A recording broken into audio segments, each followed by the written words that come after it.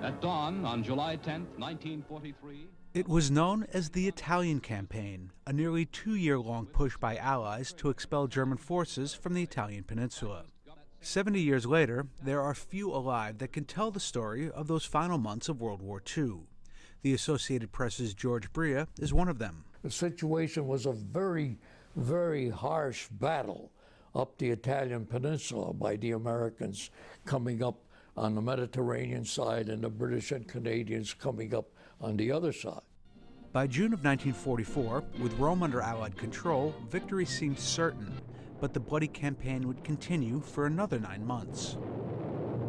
After the capture of Rome, we had one line after another of Germans that we had to capture positions. We went straight up Florence and so on. It took a long time to get the Germans out of there. They were fighting bitterly.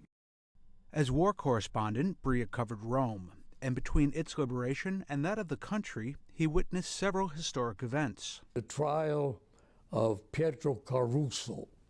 He was the police chief in Rome at the time.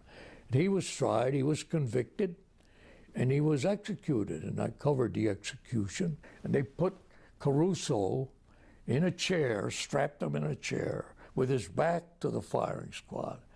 And a friar was there administering the last rites.